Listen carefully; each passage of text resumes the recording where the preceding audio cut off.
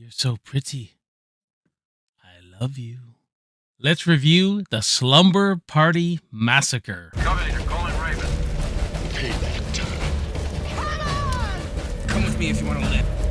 You just don't turn it off! A female high school student's slumber party turns into a bloodbath as a newly escaped psychopath serial killer wielding a power drill prowls her neighborhood. What's going on, everyone? Welcome back to the channel. My name is Jason. You're watching Backtrack Cinema, where we talk movies of the past that you know and love. And welcome to my review of Slumber Party Massacre. So we're into some slashers this month, guys. This was a film I wasn't totally familiar with. I've seen it once before, but not one I grew up with. So watching it this time, a little bit of fresh eyes, and I had a blast with this movie.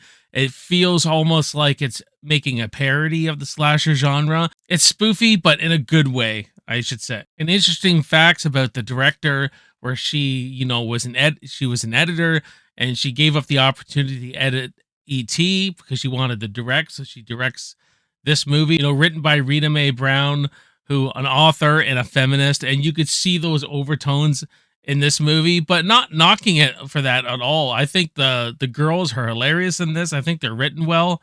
Had a lot of fun over the course of this movie with all these girls and making it their movie. That's one thing I did like they axe a lot of the guys out pretty quickly and make it their movie, almost like this is the slasher film for females. And I like that. I actually did like that because I thought it was just executed and done tastefully and in a good way. So the Slumber Party Massacre was released in 1982, directed by Amy Holden Jones, and starring Michele Michaels, Robin Stille, and Michael Villella. Like with all 80s slasher films, they do have a charm and a quality.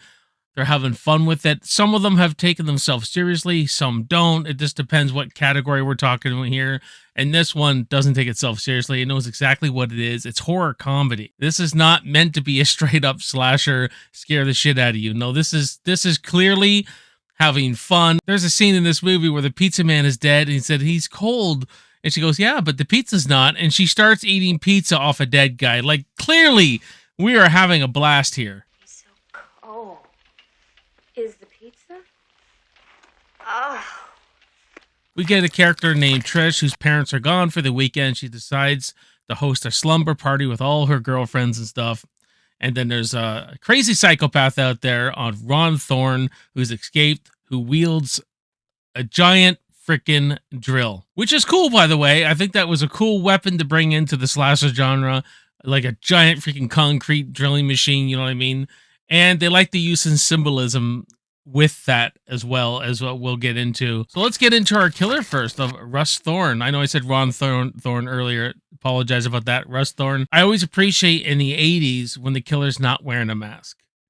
Not to take anything away from these killers like Jason and Michael and shit like that. Like, when they wear a mask, they got to act through the mask and stuff like that. But I always appreciate when it feels like just the next door neighbor, a regular guy, and he's got to like play the crazy, right? And I do find this killer kind of interesting. I kind of watched it twice because I just wanted to watch the movements and everything with this killer and everything. And there's an interesting thing about him, where he's ready to kill the girls. And he's like, "You're so pretty. I love you." There's a sensuality with him. Like he stabs one of the girls, and then he kind of caresses her and brings her down slowly to the floor and chases the other girls.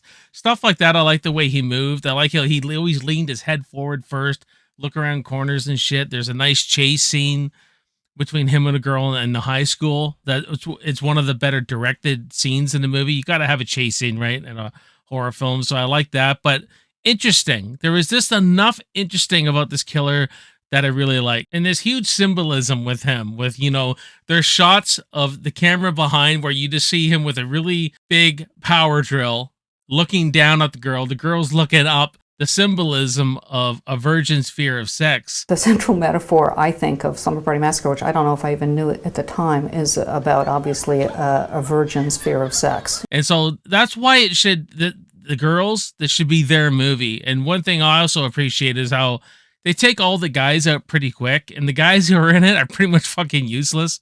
You know what I mean? Like they get picked off so easily.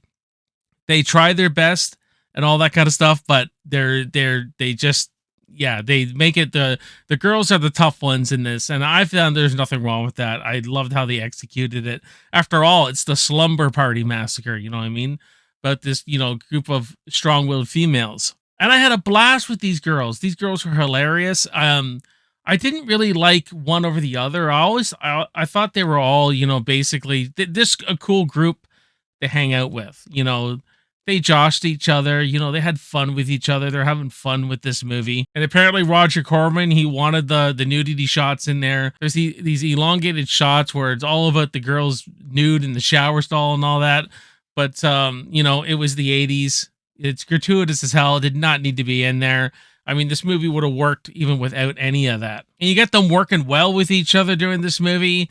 Our main character of Trish, and then there's Valerie, who's the shy girl next door who gets invited to the party, but decides to take care of her sister.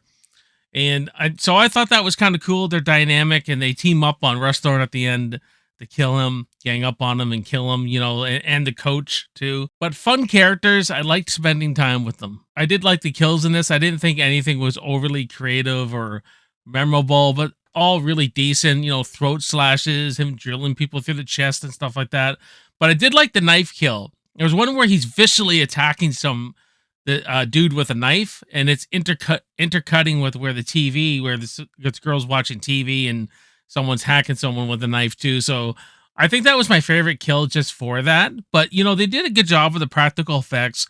I thought all the kills were decent. You know what I mean? They were decent and they were serviceable. And classic 80s synth music, really fits within this movie. It fits with what they're doing and everything like that. A lot of the synthesizer, the keyboard, some eerie music in there and all that kind of stuff. It's not a movie that has a lot of atmosphere. It doesn't have overly cool shots in it, but there are some decent ones in there laced throughout. It had some interesting things going on with the killer. And just the girls carry this movie. They're just a lot of fun to be with. They're fucking gorgeous. I mean, the girl brings weed in. They call it Maui Wowie. They're like, time for some Maui Wowie. They're just hilarious in this. And they really carry the movie. They get you, they're entertaining. It's just an entertaining, decent slasher movie from the 80s. So if you haven't seen Slumber Party Massacre, I definitely suggest watching it. It's a really good time if you love this genre. I'm going to give Slumber Party Massacre a B-. But what about you guys? Let me know in the comments below what you think of Slumber Party Massacre. Do you like it? Don't you like it? Let's have a good discussion on Slumber Party Massacre, and we'll have a lot of fun talking some blood, some gore, some kills, all that jazz. So make sure you stay for the end card. I'll put related content there. If you haven't subscribed to the channel, please subscribe if you like the content I'm dishing out. My name is Jason. You're watching Backtrack Cinema. I will see you next time, and I will see you in the movies. Cheers.